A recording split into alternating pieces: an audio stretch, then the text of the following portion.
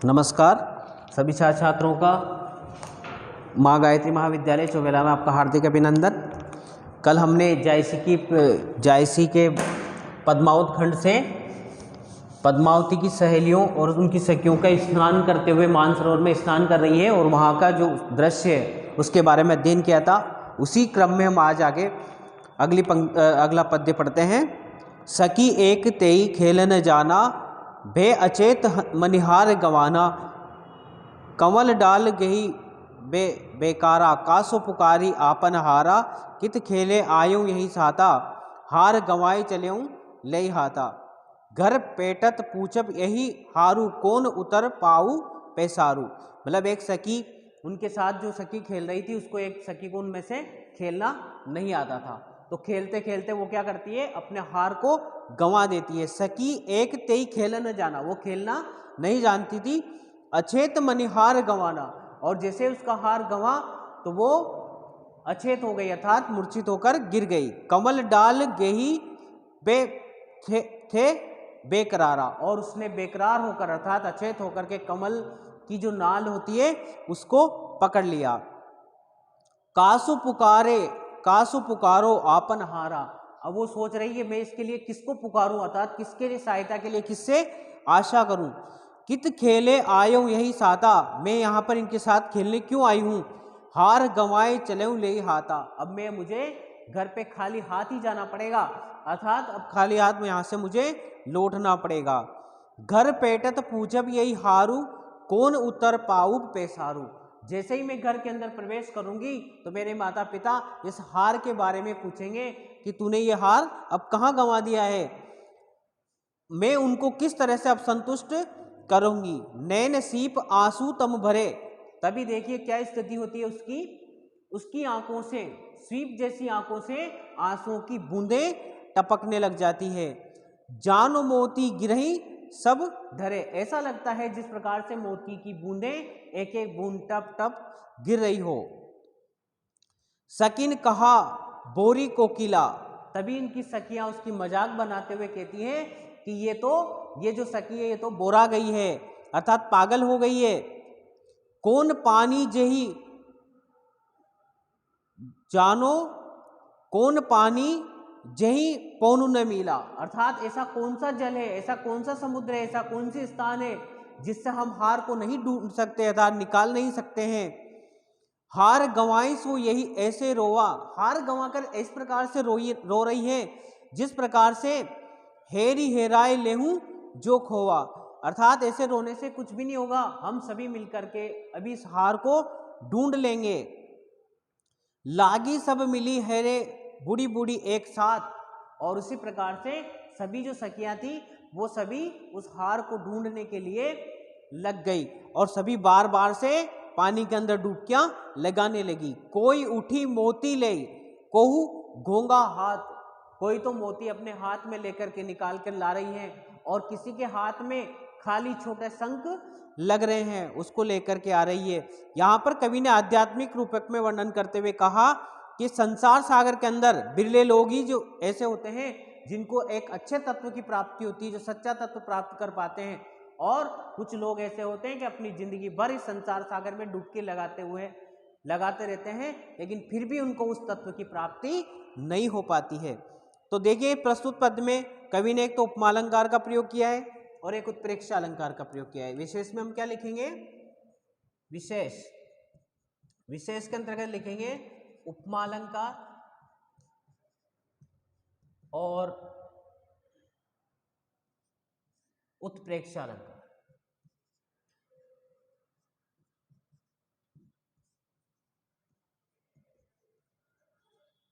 इसका प्रयोग किया। दूसरा, ये तो हमें पता है कि इसमें कौन सा छंद है, दोहा और चौपाई। कवि जायसी के प्रसिद्ध छंद हैं दोहा और चौपाई। पूरे पद्मावत खंड के अंतर्गत उन्होंने दोहा और चौपाई छंद का प्रयोग किया है और प्रेम की अलौकिक व्यंजना यहां पर हुई है। अगले पद्य में देखिए, कहा मान सर चाहा सो पाई, पारस रूप यहाँ लग आई, भार निर्मल तीन पाहे पर से, पावा रूप रूप के दर से, मलय समीर बास तन आई, भा शीतल गे तपनी बुझाई, न जनी कौन पौन ले आवा, पुण्य दशा में पाप गंवावा, तत्खन हार बेग उतराना, पावा सखी चंद बिहसाना, बिगसा कुमुद देखी शशि रेखा, भेत है ओप जहाँ जोई देखा, पावा रूप रूप जस चहा, शशि मुख जनु दर्पण होई रहा, नयन नयन जो देखा कमल भा, निर्मल नीर शरीर, हसत जो देखा हंस बा, दसन ज्योति नग हेर। कवि जायसी वर्णन करते हुए कहते हैं, मानसरोवर खंड में उदत इसमें नायिका पद्मावती को ब्रह्म का रूप देकर उसके अलौकिक सौंदर्य की का वर्णन करते हुए कवि कहते हैं कि इसके दर्शन मात्र से समस्त संसार में, इसके दर्शन मात्र से पूरा संसार ही एक तरह से बिल्कुल प्रफुल्लित हो जाता है। तो अभी यहाँ पर कवि कहते हैं कि अब खोए हुए हरि के संबंध में संधान हुआ है। तब मानसरोवर ने कहा, जब मैंने ये खबर पाई है कि पारस के समान रूप वाली, अर्थात पारस पत्थर के समान रूप सौंदर्य वाली पद्मावती यहाँ स्नान करने के लिए वो आई हैं, जब मेरी समस्त इच्छाओं की पूर्ति हो गई। मतलब जैसे ही मानसरोवर के अंदर पद्मावती स्नान करने के लिए आई तो समुद्र जो सरोवर था वह सोचता है कि मेरी सारी इच्छाएं अब यहाँ पर पूर्ण हो जाएगी। पद्मावती के चरणों का स्पर्श करके मैं निर्मल हो गया हूँ और उसके रूप के दर्शन करके मैं रूपवान बन गया हूँ, अर्थात उसके अद्भुत रूप के दर्शन करके मैं स्वयं भी सुंदर बन गया हूँ।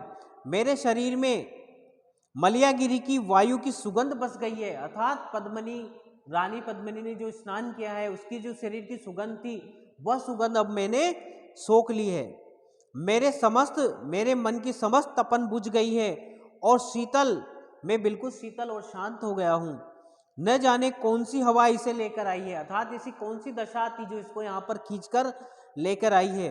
मेरे सारे पाप यहाँ पर आज नष्ट हो गए हैं और मेरे पुण्य प्रकट हो रहे हैं। इस हार को देखकर सभी प्रसन्न हुए हैं। जिस प्रकार चंद्रमा की रेखा को देखकर कुमुदनी खिल जाती है, उसी प्रकार सर्वत्र शांति छा गई है, अर्थात मानसरोवर के मन में भी शांति उत्पन्न हो गई है।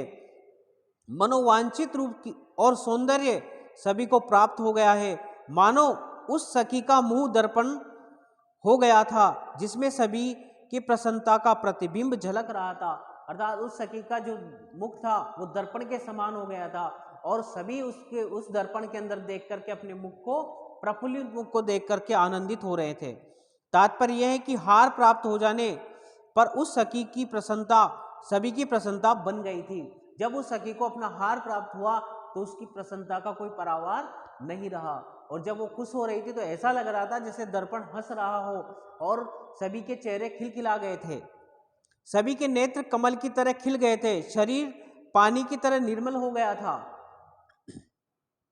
उसकी हंसी का बिंब जहां जहां पड़ा वहीं हंस हो गए और दांतों की चमक के प्रतिबिंब से हीरों के पर्वत खड़े हो गए, अर्थात उसकी दांतों की किलकिलाहट जहां पर सुनाई दी वहां पर बड़े रत्नों के पर्वत तैयार हो गए, अर्थात सारी प्रकृति ने पद्मिनी तथा उसकी सखियों की प्रसन्नता से जीवन ग्रहण कर लिया।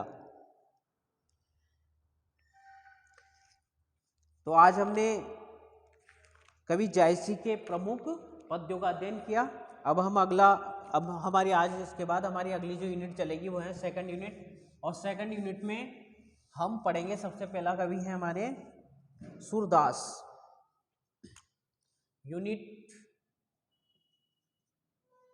सेकंड, इसमें पहले कवि हैं सूरदास।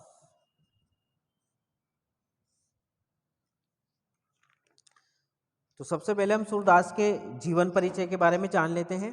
सूरदास कौन थे, उनके माता पिता का नाम क्या था। सूरदास जी का उपनाम था मदन मोहन। इनका उपनाम था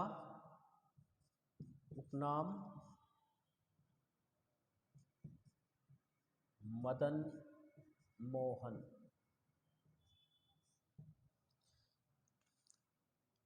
इनके पिता का नाम था, इनके पिता थे रामदास।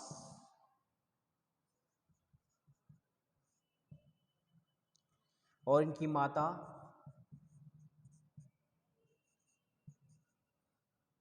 का नाम था जमुना दास। और इनके जन्म स्थान, इनका जन्म हुआ था रुनकता। इसके बारे में कुछ दोनों स्थानों के बारे में मतभेद है, रुनकता या सीही में इनका जन्म हुआ था। और इनके जन्म का जो सत्र था, वो जन्म का जो सन था वो था 1478 ईस्वी में इनका जन्म हुआ था। इनके गुरु थे वल्लभाचार्य। सूरदास जी के गुरु का नाम था महाप्रभु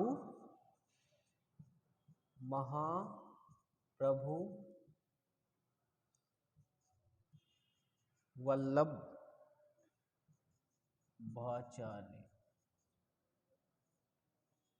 इनके गुरु थे महाप्रभु वल्लभाचार्य।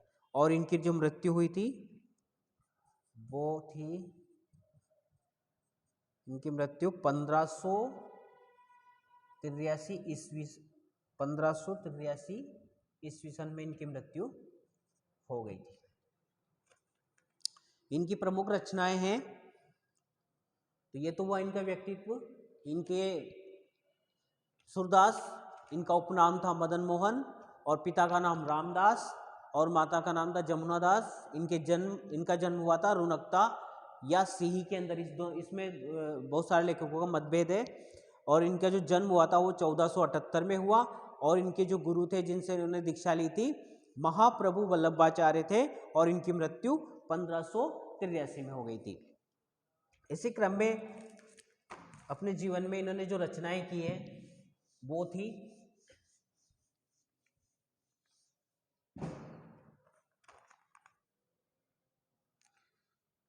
सुरसागर,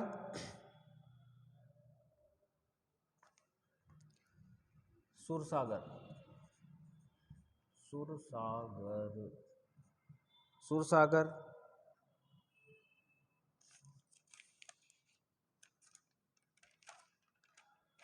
सुरसारावली,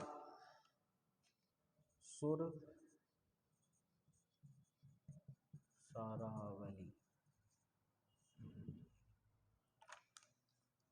और साहित्य लहरी, साहित्य लहरी। और इनकी जो भाषा थी वो थी भाषा शैली, इन्होंने ब्रज भाषा में अपना साहित्य लेखन किया। ब्रज भाषा इनकी मुख्य भाषा थी। और इनका जो जन्म काल था वो था भक्ति काल। ये भक्ति काल के कवि हैं, सूरदास भक्ति काल के कवि थे। भक्ति काल। और इनका जन्म एक सारस्वत ब्राह्मण परिवार में हुआ था। और हिंदी साहित्य में सूर्य कवि की इनको उपाधि दी गई थी। अगर सुरसागर के बारे में हम बात करें तो श्रीमद् भागवत के आधार पर सुरसागर में 1.25 लाख पद थे। कितने? 1.25 लाख। 1.25 लाख पदों का एक ग्रंथ था। लेकिन ये अभी हमें इतने पदों में उपलब्ध नहीं होता है। इसमें श्री कृष्ण का चरित्र चित्रण किया है। श्री कृष्ण की बाल लीला है, श्री कृष्ण का इन्होंने वर्णन किया है। बाल लीला, और इसके भी 2 भाग थे। एक में तो उन्होंने बाल लीला का चित्रण किया और दूसरे में इन्होंने भ्रमर गीत सागर के रूप में इसकी रचना की। ये हमें 2 रूपों में प्राप्त होता है। उसके बाद आता है सुरसारावली।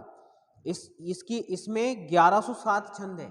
सुरसारावली में 1107 छंद हैं। कितने छंद हैं? 1107 छंद हैं। ये सुरसागर का सार भाग है। ये सुरसागर का सारांश है।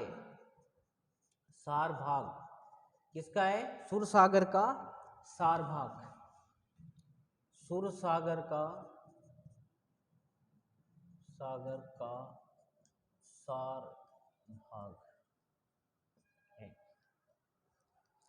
रचना काल, इसका जो रचना काल था वो 1602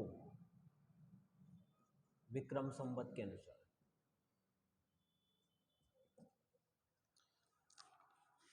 साहित्य लहरी, अब साहित्य लहरी में इन्होंने 118 पदों की रचना की, 118 पदों की रचना की है। और एक ये लघु, इनकी ये लघु रचना है,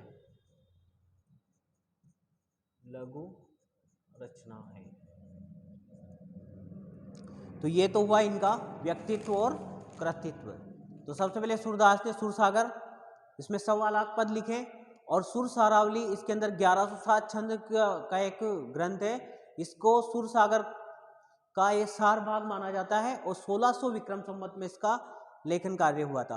और साहित्य लहरी 118 पदों का इनका काव्य है, ये एक इनकी लघु रचना है। और इनकी जो भाषा थी वो ब्रज भाषा थी, और जन्म इनका भक्ति काल के अंतर्गत हुआ था। और इन्होंने इसीलिए भगवान श्री कृष्ण की भक्ति पे ही अपना जीवन को आकर्षित किया। अब हम पढ़ते हैं इनके कुछ, इनके द्वारा रचित कुछ इंपोर्टेंट मुख्य पद्य। प्रस्तुत पद्य कृष्ण भक्ति धारा के प्रतिनिधि कवि सूरदास द्वारा रचित। इसमें कवि कहते हैं, अविगत गति कछु कहत न आवे, जो गूंगे मीठे फल की रस अंतर्गत ही भावे। परम स्वाद सब ही मुनि सुनि रंतर, अमित तोष उपजावे। मन बानी को अगम अगोचर, सो जाने सो पावे। रूप रेख गुण जाति जुगति, बिनु निरालंब मन चक्रित ध्यावे। सब विधि अगम विचार ही ताते, सुर सगुण पद गावे।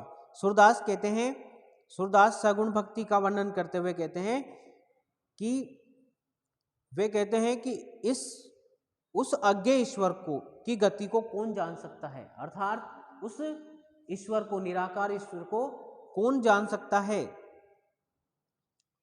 वह वर्णातीत है, अर्थात उसका वर्णन कोई नहीं कर सकता है।